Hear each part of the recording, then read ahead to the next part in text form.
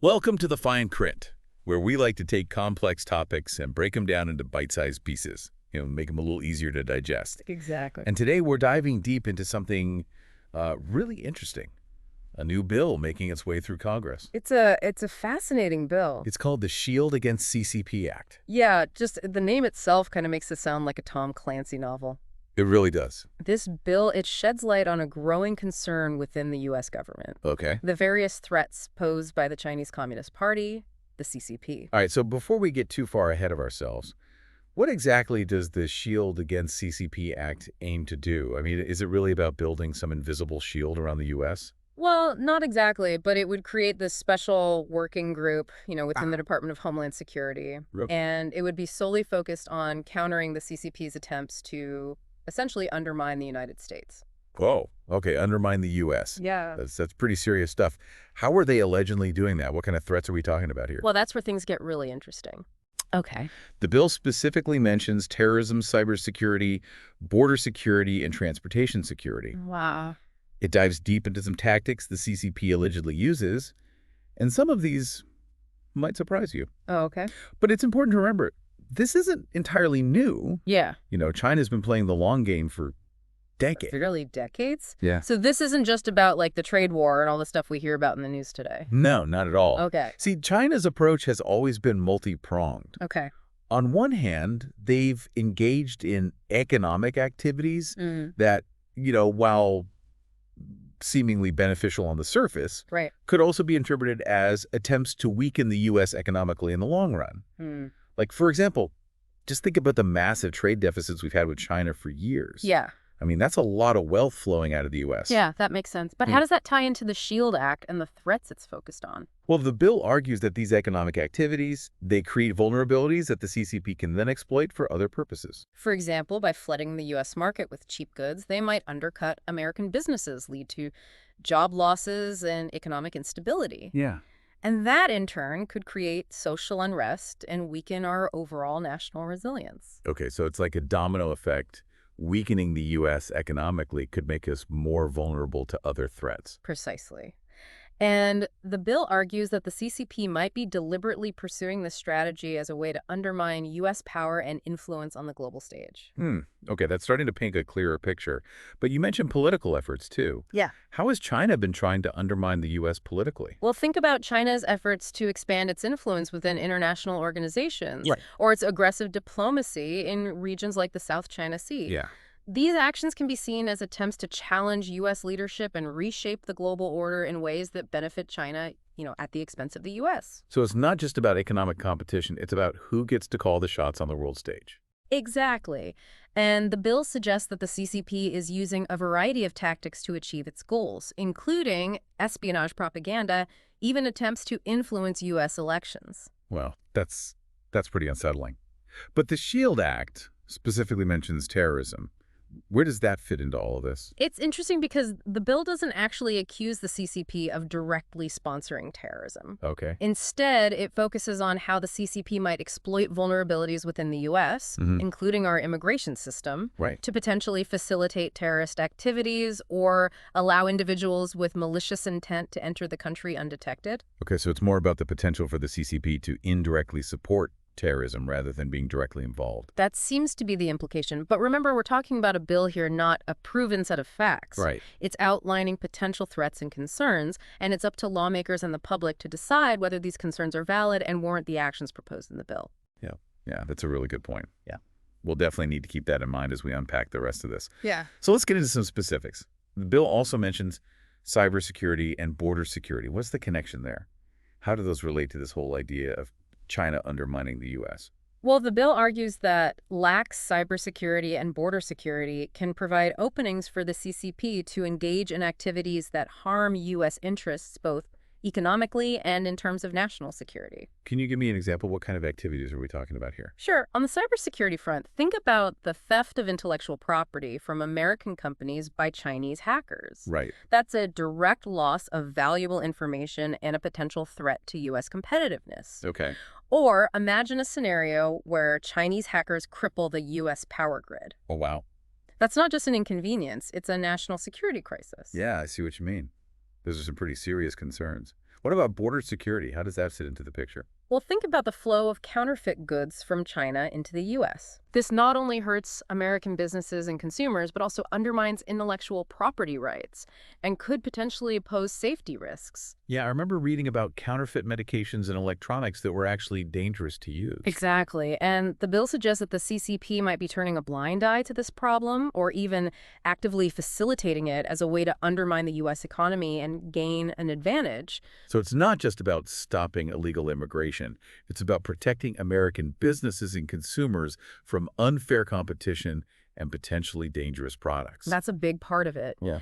And the bill goes further by arguing that the CCP might be using these same channels to smuggle in other things like fentanyl or even weapons, which could pose even greater threats to public safety and national security. Wow, this is getting really intense. We've covered a lot of ground already, but I'm eager to learn more about the specific solutions the bill proposes. Absolutely, and we'll definitely delve into those in the next part of our deep dive. Okay. But before we move on, I think it's important to remember that the SHIELD Act is just one piece of a much larger puzzle. It's a reflection of the changing dynamics in the U.S.-China relationship. And it's likely to have significant implications for both countries, regardless of whether it becomes law or not. Yeah, that's a great point. Yeah. So for our listeners who might be tuning in for the first time, what's the one key takeaway you want them to understand about this bill and the context surrounding it? I think the key takeaway is that the U.S. government is taking the perceived threat from the CCP very seriously. Okay. And this bill is just one manifestation of that concern. It highlights the complex challenges of navigating this relationship in a world where economic interests, national security, and ideological differences are all intertwined. Well said. This has been part one of our deep dive into the Shield Against CCP Act. Join us for part two, where we'll delve deeper into the bill's proposed solutions and explore what they could mean for the future of U.S.-China relations. And remember, we're just scratching the surface here. Welcome back to the fine print. In part one, we talked about the Shield Against CCP Act and its aim to counter various threats posed by the Chinese Communist Party to the United States, not just currently, but historically as well. Now let's look at what the bill actually proposes in response to these concerns. Okay, so the bill outlines a multi-pronged approach, you see. It's not just about creating this new working group within Homeland Security. It's about, giving them the tools and resources they need to actually address these threats. Right, because what good is a task force if they're just sitting around twiddling their thumbs? So what's the game plan? Well, first and foremost, the bill mandates annual assessments of these threats. It wants this working group to constantly monitor and evaluate the situation, keeping tabs on how these threats are evolving. That makes sense because the landscape is constantly changing, right? Especially with things like technology. Exactly. The bill specifically calls for research and development into new security technologies. Things like AI-powered threat detection systems, advanced cybersecurity tools, and maybe even new ways to screen for counterfeit goods at our ports. Okay, so it's about staying ahead of the curve, technologically speaking. What about coordination between different agencies? That seems like it would be crucial, right? Absolutely. And the bill addresses that head on. It emphasizes information sharing across different government agencies. Right now, you have the FBI, CIA, NSA, Homeland Security, all these different groups working on pieces of the puzzle. The bill wants to break down those silos and make sure everyone's on the same page. Okay, so it's like creating a central hub for all this information about the CCP and their activities. Yeah. But you mentioned resources earlier. Yep. What kind of resources are we talking about? Well, funding is a big part of it. The bill doesn't specify an exact amount, but it makes it clear that this working group needs to be adequately funded to carry out its mission.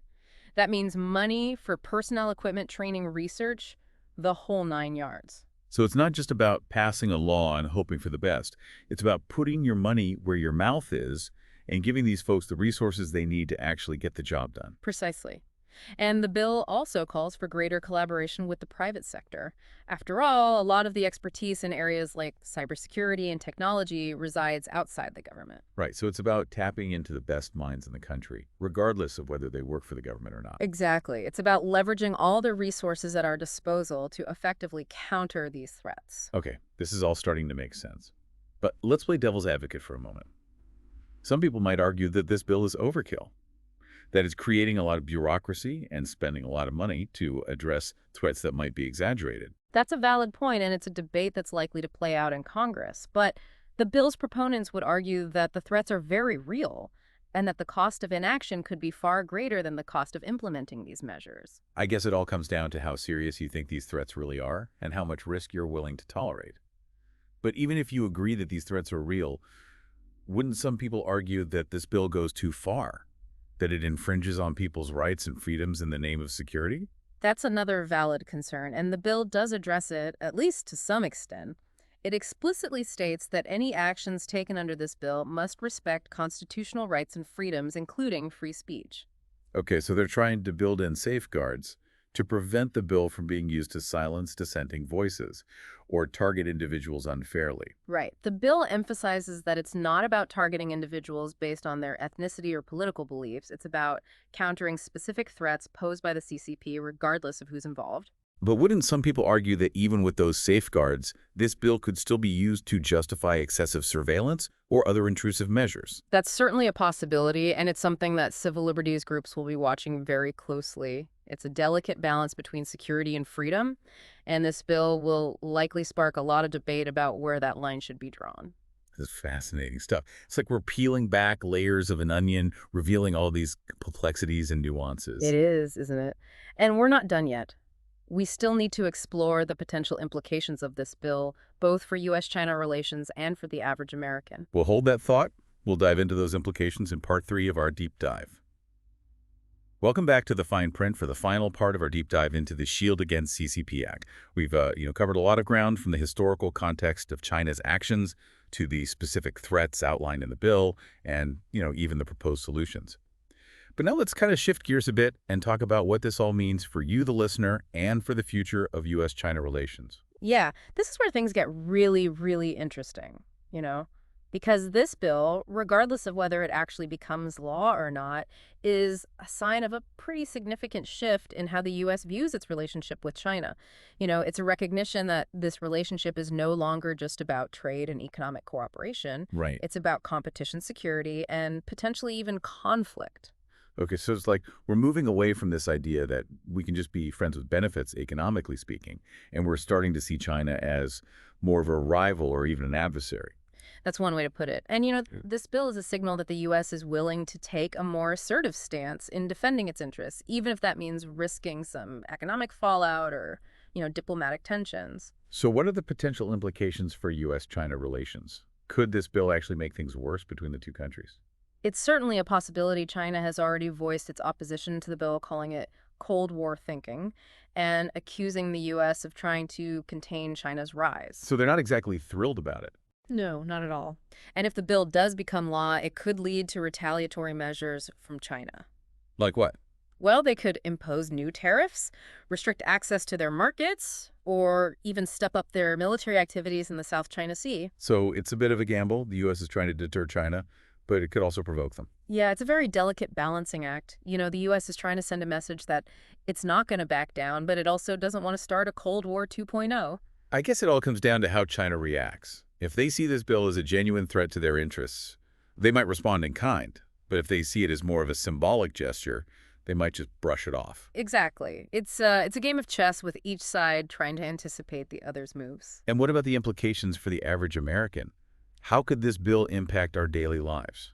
Well, if the bill leads to increased tensions with China, it could have some economic repercussions. We could see prices go up on goods imported from China, or American companies could face difficulties doing business there.